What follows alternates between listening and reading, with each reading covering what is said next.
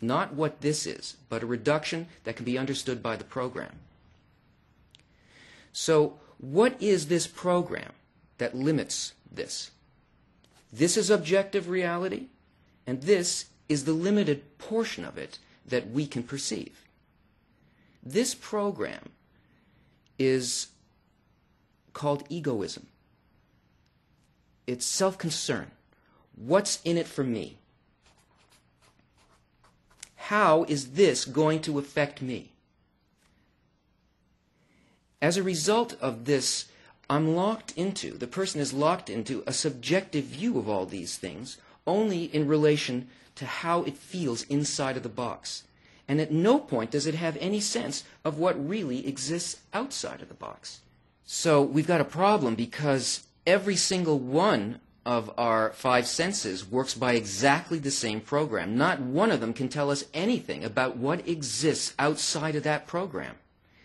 So in order to know what surrounds us, what the greater reality is, we need to develop an additional sense. What the Kabbalists call a sixth sense. Not the sixth sense of the lady who tells your fortune, but a sense that actually can make contact with what exists outside, that is not bounded by that kind of programming. And in order to do that, well, you have to need to do it. It's not possible to work outside, to build something outside of this box as long as we are satisfied with what's in it for me. But the thought of creation has built in it laws that bring a person to this complete fulfillment. There is a motivating force that allows us to come to the point where we need to get out of the box. And if we understand both what we are, which is the will to receive what's in this for me, that we are built as egoists, but that's okay, because it's actually what we need in order to reach this fulfillment. There's nothing wrong with it. We just have to learn how to use it, how to harness it, and how to harness the force of development that the thought of creation has provided for us. So what is it that moves things in reality? What makes things happen? Nobody does anything in this world, whether it's an inner thing or whether it is a spiritual thing that is beyond this world. Everything that happens only as a result of, well, let's look at it. You're sitting there. You're maybe shifting in your chair, where your eyes are moving to. Maybe you've picked up something to drink. Any motion that you are now involved in is happening only as a result of one calculation. That you have become uncomfortable where you are, that a need has evolved in you, has appeared, and you have moved to a new position or a new situation that you believe will bring you more pleasure than the one that you were in before.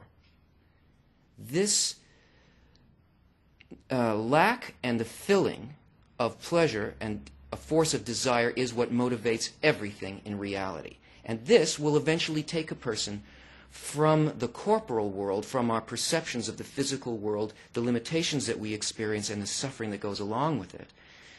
And it will bring a person, if properly used, past that barrier and into the spiritual world in this way. We all feel desires and we feel them change, but we don't really pay attention to this system that is placed in us by nature well enough so that we can understand what it's doing for us. We all understand that our first sort of grasp of what pleasure is just survival type pleasures. The first category, we see pleasure as and require sex, food,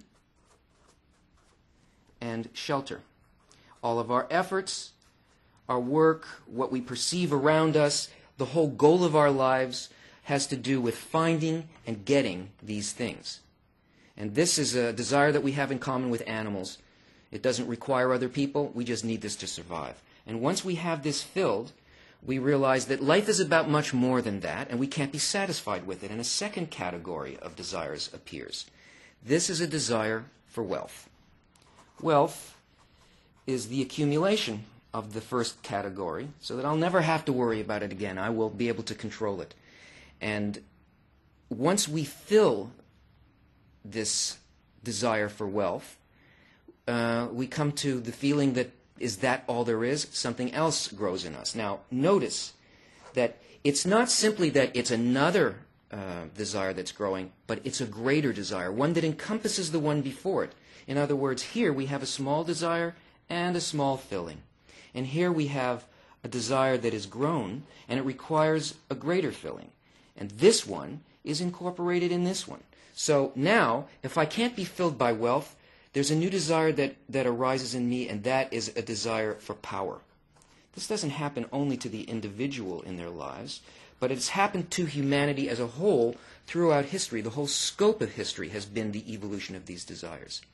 Power is the ability to control both this and this, all systems that will bring me the greatest collection of that. Now, this is political power, this is empire, this is control in my job.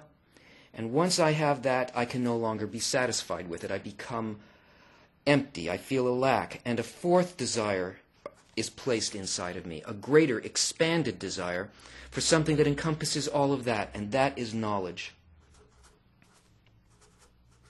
Knowledge is the barrier, in a sense, of what it is that we define as the physical world. These desires, 1, 2, 3, and 4, all have to do with what we perceive as pleasure, that is, what we are being filled with and what we want, what will satisfy us. Well, knowledge is science, it is religion, it's art, it's the pinnacle of what we consider to be what humanity could possibly achieve. And yet anybody who seriously delves into this very great desire and attempts to fill it eventually discovers that this is empty as well, that there are no answers in science for the real causes of things. Because there's no answer to purpose. There's only mechanical answers, and the answers only have to do with these desires. Religion, though it gives us beliefs, cannot give us access to what it is that we really want, a direct knowledge. And so once a person becomes empty as a result of having this fulfilled, something very different and very special happens. A new desire arises.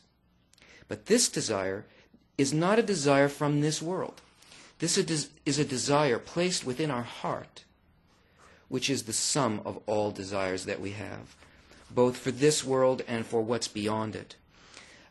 A desire is placed in us from a completely other level of development, from the greater reality. And what appears inside of our heart is a point in the heart. That's what the Kabbalists call it. This point is a part of the greater reality. It has an aspect of spirituality which, if this desire becomes fulfilled,